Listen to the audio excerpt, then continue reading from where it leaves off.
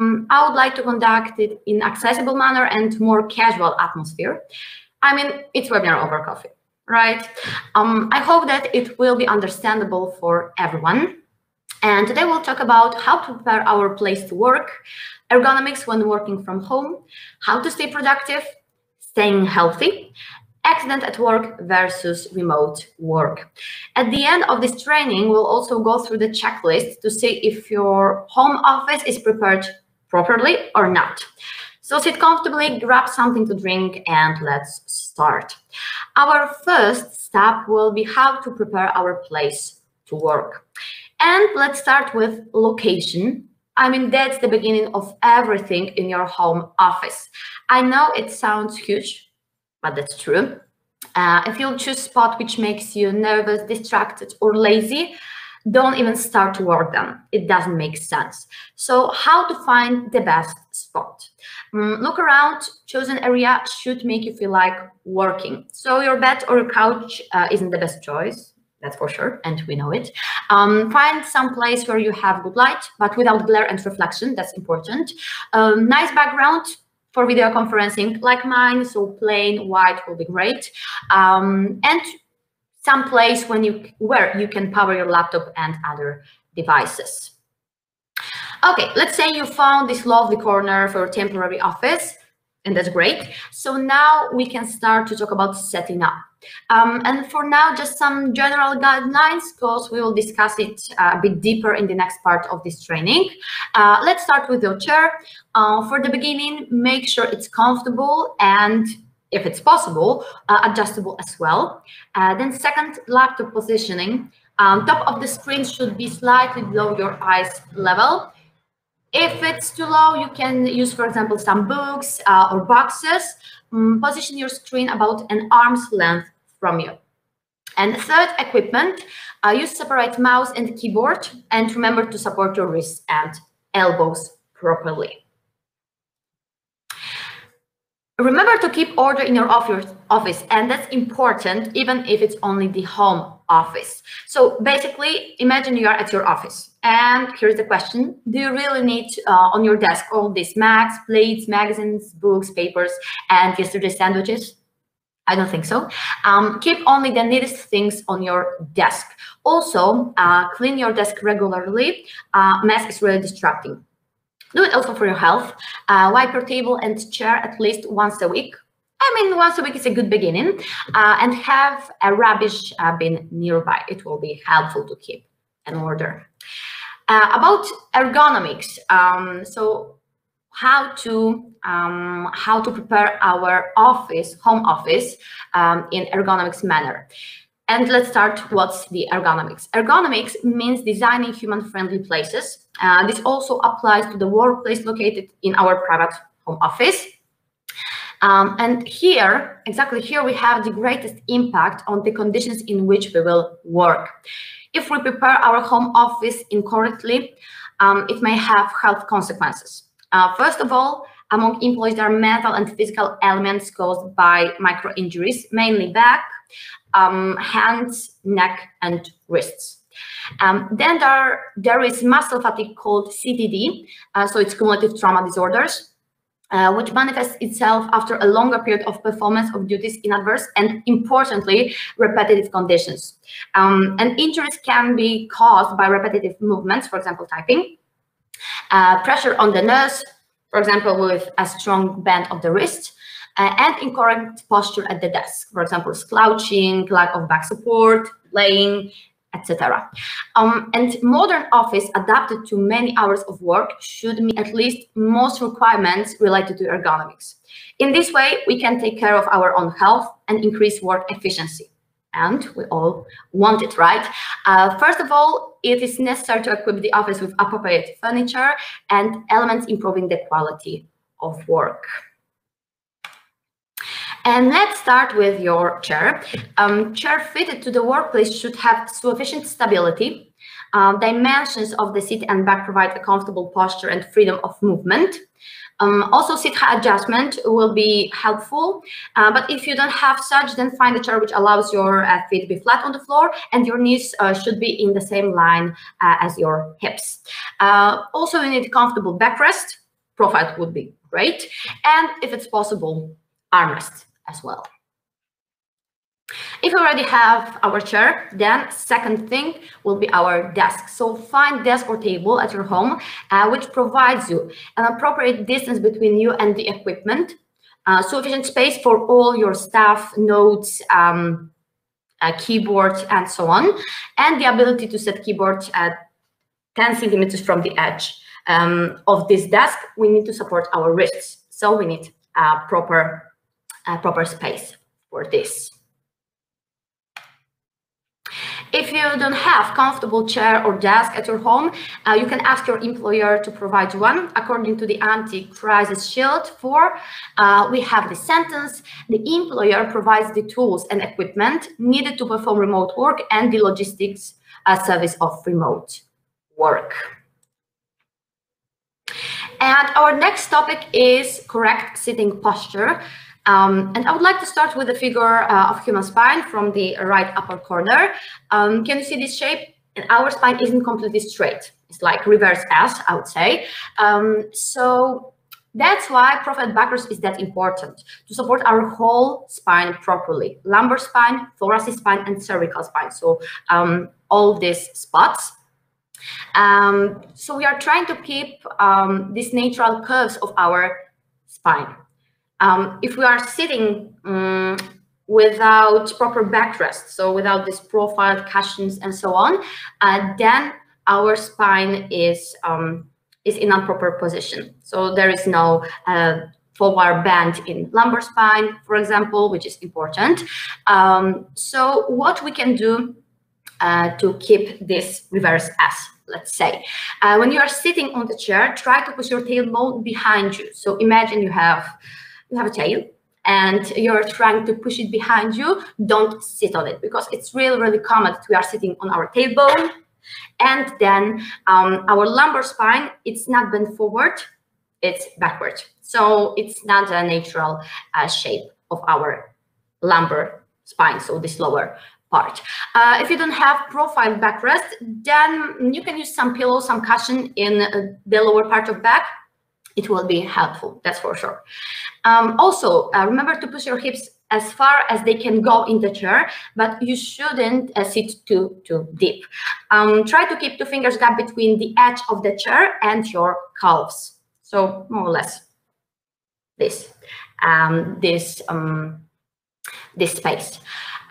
Also remember to relax your shoulders and keep their natural line. So not too high and not too low without swinging. I mean, support your elbows.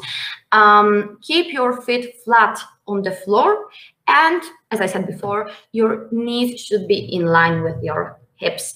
Try to sit straight, but not stress, because keeping muscles so tight, it's not really great for our whole body, our spine.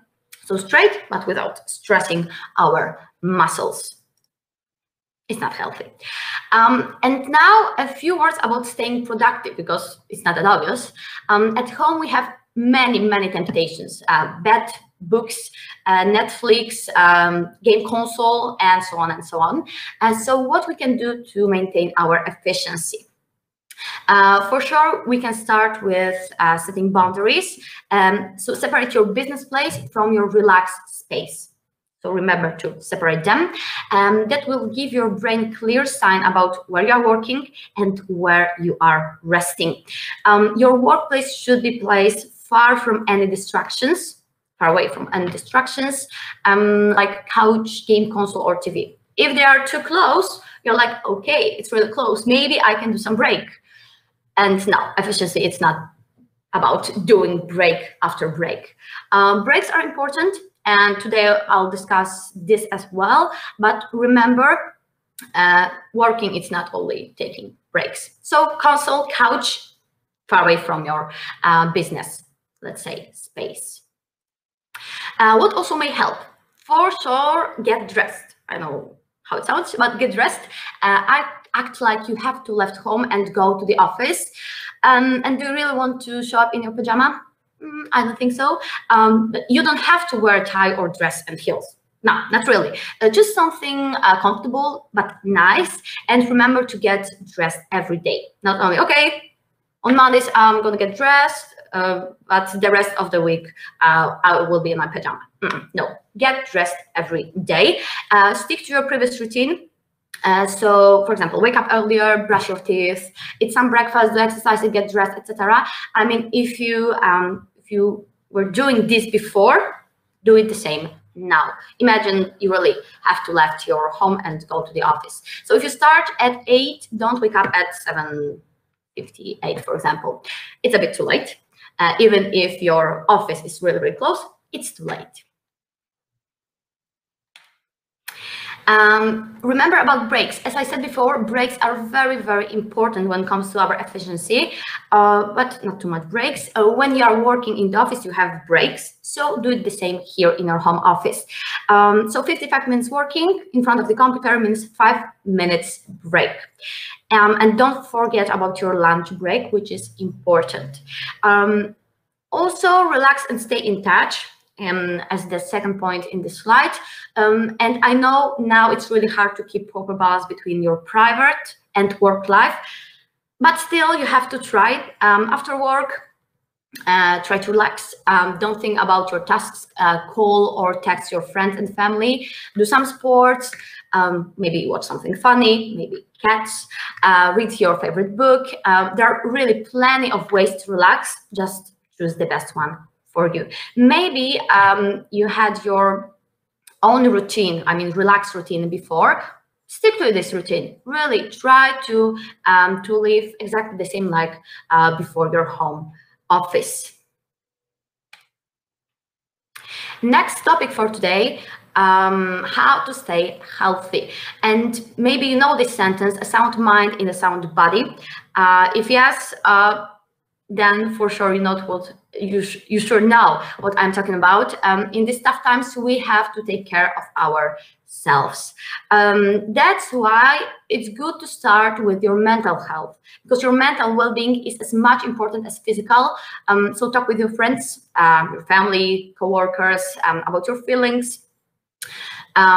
Current situation is hard for everyone, that's for sure. So if you're feeling anxious and talking with friends is not enough, then call a specialist and let him help you, him or her. Really, it's not a shame. If you need help, ask for this help. Also, helpful will be setting up your workspace as much ergonomics as possible. It will be healthy, not only for your brain, but also for your body. Also, remember to stay active. You'll produce more endorphins, equals you will feel better. Choose convenient hour and add physical activities to your everyday schedule. If previously you were using a gym, now it's not that safe, so maybe it will be better to have some home exercises. You can find special plans on YouTube, for example, and for sure you are able to do some physical activities at your home, and that's a good beginning of your health, that's for sure. What else? Drink water, and that's important for our health. So you can place a big bottle or jug with water at your desk, and don't drink only when you are thirsty. If you are thirsty, means it's a bit too late and you are already a bit dehydrated. So do small sips, but for example, every 20-30 minutes. If you'll drink half of a liter at once, it doesn't make sense. I mean, you won't hydrate your body. It will be here, and next few minutes it will be outside you. So water can be tasty. You can add some mint, lemon, favorite fruit, anything you want, just to remember about drinking water. And stay healthy means eat healthy, but this, I think this topic could be for at least 5 more separate webinars. So let's stay simple now. We won't go too deep in here. So eat healthy. Try to use as much fresh fruit and vegetables as possible. Focus on real food, which will keep you fuller for longer and help you focus. Also plan your meals in advance and choose exact hours. It will be helpful. And we all know that fridge is really close and it's tempting, but be strong here. Try not to eat too much. I mean, too much in a time. Be careful with caffeine, so don't drink more than you used to in the office. And remember, if you're drinking coffee now, you have to add it to your day limit. Don't buy junky food. When you go for shopping, do a list what to buy. It will be much easier to stick to this list than, okay, I'm without list, so maybe I'll grab this or that. It will be great for tomorrow's dinner, and it's a junky food, for example. So remember to do a shopping list. And when you eat, just eat. It should be a real break without computer, Facebook, Twitter, etc. Feel the taste of your meal. Lunch should be a special time during your working day, as it used to be. Maybe if you don't want to eat alone, then you can ask your colleagues, your coworkers, to eat together. I mean, video conferencing, then lunch break all together. If it works for you, then do it. Okay, our next topic for today will be accident at work and how to proceed. I mean, accident at work, nowadays it's not that obvious because you are in your home office. So normally accident at work was in your office. Now you're in a home office, and what to do next? I mean, is it still accident at work or maybe not? Let's start with the definition. So an accident at work means unexpected event caused by an external factor, work-related event, and it results in an injury of a worker or even death. You're working from home, as I said, so it will be an accident at work or not really. Now we'll analyze this whole definition and we'll try to figure it out. So a specific event may be considered an accident at work if it's related to the performance of official activities, because we have this third condition in here. So work-related event, and it's very important to have this point. And the term related to work used in this meaning includes not only accident occurring at the workplace, for example, in your office, but also those that occurred in connection with the performance of ordinary work activities or orders from superiors, or the performance of activities for the employer, for example, without a comment or even without a comment. And the regulations do not stipulate that an accident at work must take place in the workplace, which means that it can also happen outside of it, so in our home office, but it must be related to the work performed. And on the basis of this conducted procedure, let's say some accident happened, there is a whole procedure, it was conducted, and if circumstances of the event do not raise any doubts about the findings show that the event actually occurred while the employee was performing his or her official duties, then this event should be classified as an accident at work. So, of course, it has to be work-related event, and what can be considered an accident while working during remote work. For sure, it could be such situation where the charger for the company laptop breaks down, for example, the employer orders the employee to go to the store to buy a new one, and the employee stumbles on the sidewalk and something happened to his leg. Then, of course, it is connected to work, is work-related event. So yes, it will be accident at work. Second example, let's say an accident at work during remote work could be also electric shock when we are connecting the charger from a company laptop to the socket. Work-related? Yes, for sure. Sudden, unexpected, result in an injury. We have these 4 conditions completed, then we have accident at work. Even if it was outside our office, it was at home, but still it will be accident at work. Okay, so now on the other hand, what cannot be considered an accident during remote work? Undoubtedly, an accident at work will not be stumbling on the stairs when the employee, for example, is taking out the rubbish. It's not your official duty, so it's not work-related event, so it won't be accident at work. What else? For example, stumbling on the pavement while walking the dog, even if it takes place during our working hours. Again, taking for a walk and taking your dog for a walk is not connected with your duty. So it won't be an accident at work. Okay, and here we have this question, COVID-19 infection, is it a work accident? Well, yes or no. So again, we'll analyze this question and everything what's around this question. But let's start with, again, with the definition, because when qualifying an event as an accident at work, it should be borne in mind that the condition that must be met is the suddenness of the event. So not only it has to be work-related, but also suddenness. And suddenness generally means a short, one-time or sudden operation of an external cause, so something outside our body. And the suddenness of the event is a denial of the slow development or accumulation of symptoms characteristic for occupational diseases. Therefore, an accident at work is an operation of an external cause within a short time. And that's why COVID-19 will not be considered as an accident at work. So how to qualify COVID-19? Of course, the infection can occur outside working hours, but let's analyze the situation in which it is suspected that infection occurred at the workplace, exactly. So if it won't be an accident at work, and here we already know that it won't be, maybe it will be an occupational disease. We have to analyze it again. So firstly, what's an occupational disease? Let's start with the theory. An occupational disease will be a disease which is included in the list of such diseases. That's very important.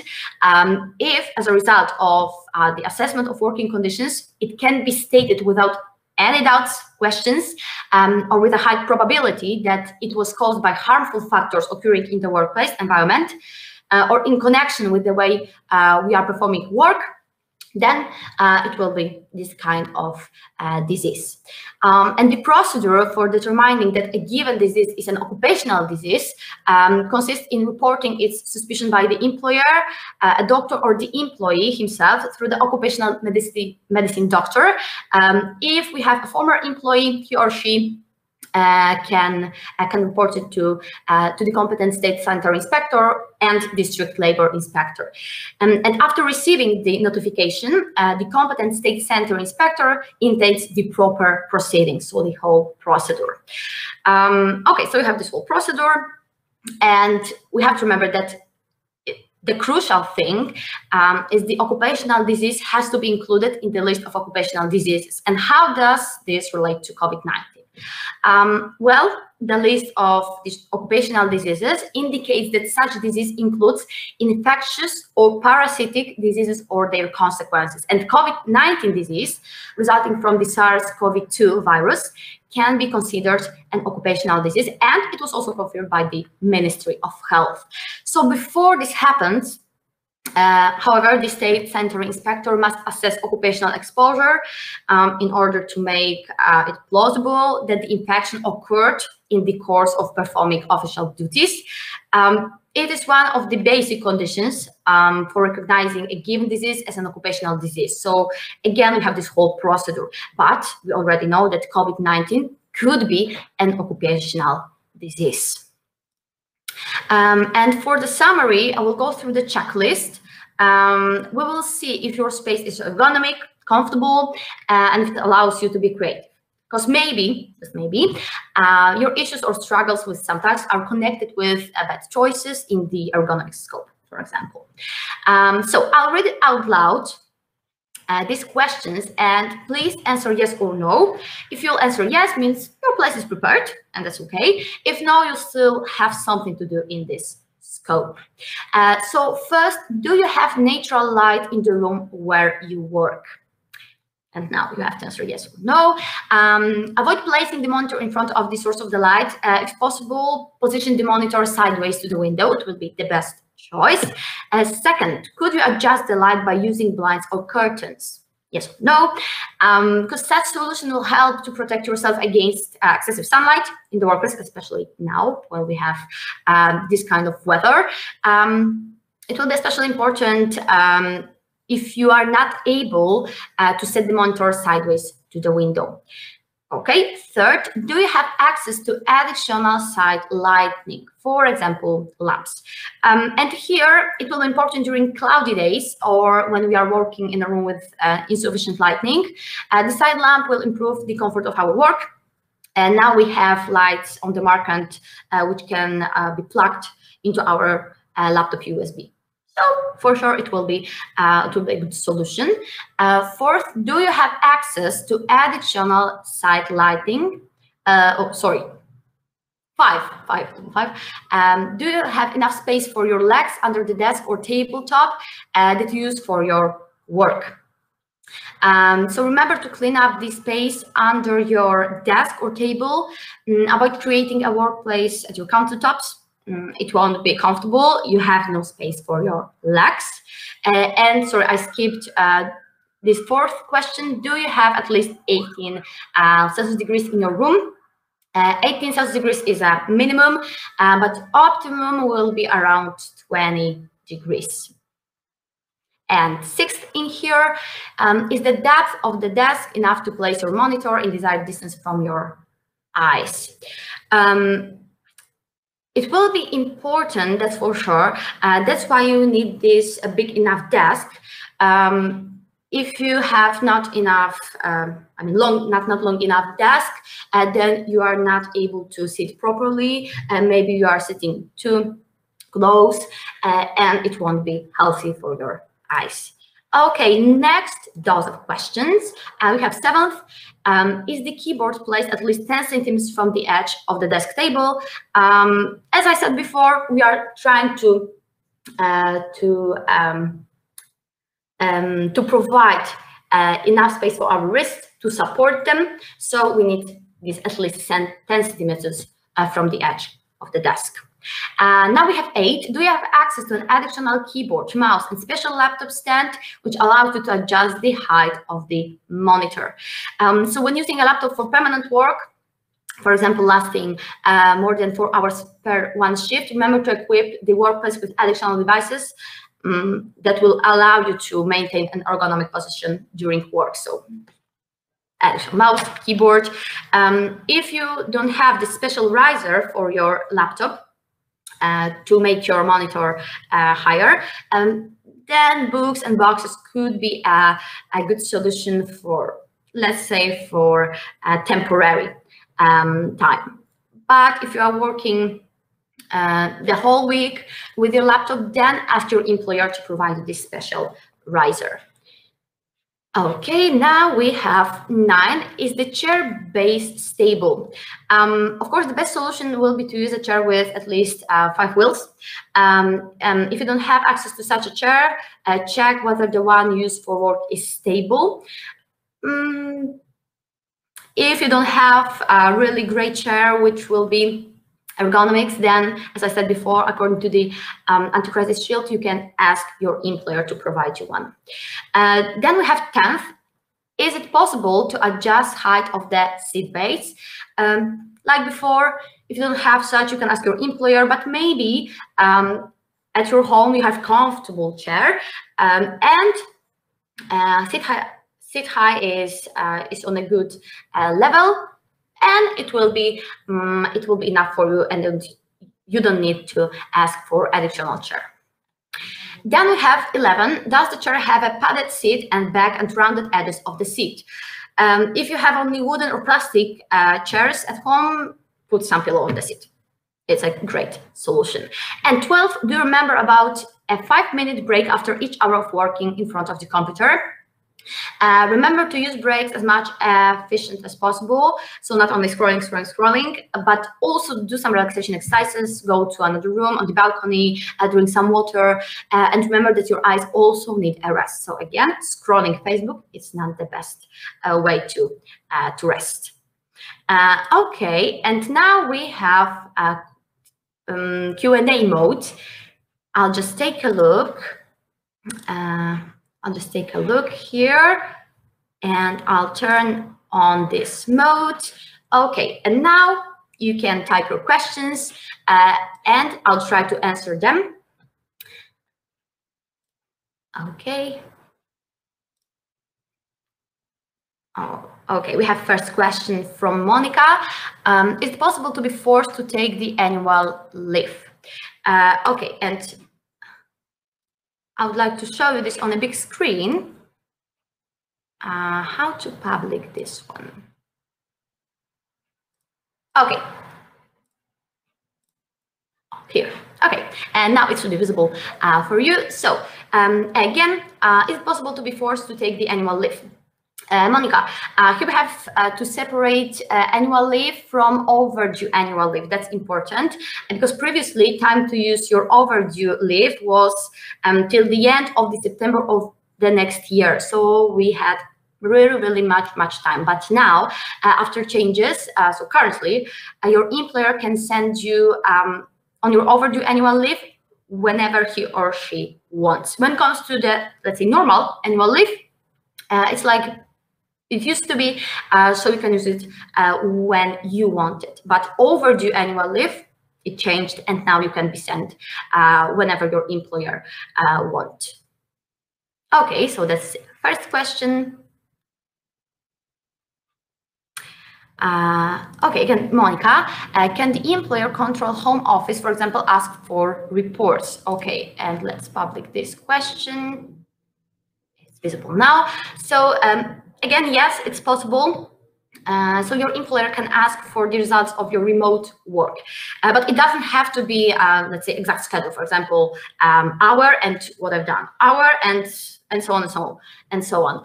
For example, it could be just what you have done today, what are your plans for the rest of the week, what kind of tasks you are planning to finish today, tomorrow, and what about deadlines. It could be in this way, but your employer, yes, he or she could control what you are doing. I mean, he or she can ask for reports. Okay, do you have any other questions?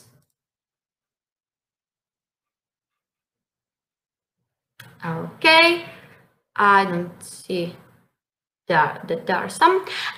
So guys, as I said before, this webinar is webinar over coffee, so hopefully your coffee is still hot. We have this kind of weather, so for sure it's still hot. It was already more than 30 minutes. It was a really quick webinar today. So thank you very much for your attention. I'll just show the presentation again. Thank you very much for your attention. Thank you for your time. I hope that you enjoyed this webinar, and I truly recommend you our other trainings. We provide and we offer a completely safe form of remote training or e-learning. So thank you very much again, and see you next time. Also, we kindly ask you to fill in the questionnaire. It will be helpful for us to improve our webinars in the future, and the questionnaire will be visible in a few seconds. So thank you again, and bye-bye.